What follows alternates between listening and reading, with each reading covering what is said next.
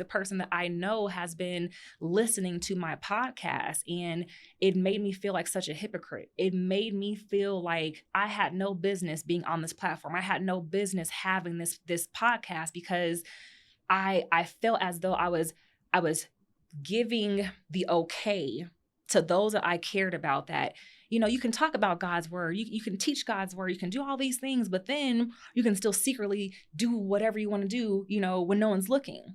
I felt like a hypocrite. I felt like I just felt so bad, right?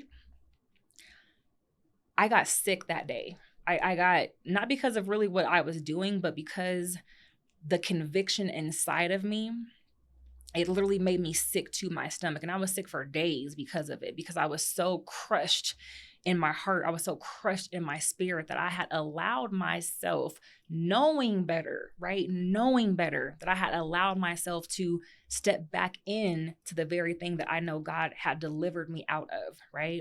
So I battled for a few days. I was truly battling with God. I couldn't even pick up my word.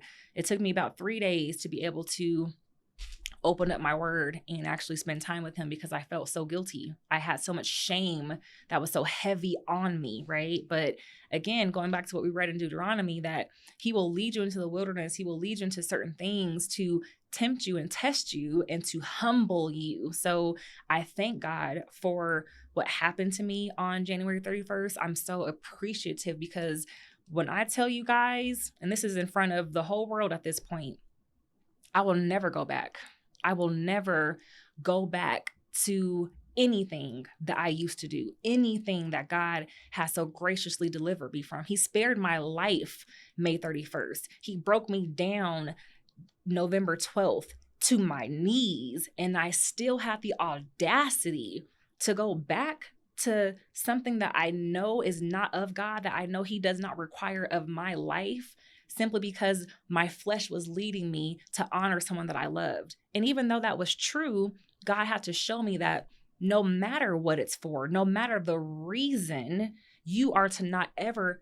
It's like going, again, my sister-in-law shared when we had her interview, it's like a dog going back to its own vomit. That's what I did. I was a dog going back to its own vomit and thinking that it was okay to just indulge once a year for the sake of celebrating someone's life. But I pray that my testimony is encouraging to you to know that when God has a calling over your life, when he has spoken over your life, it's going to come to pass, period.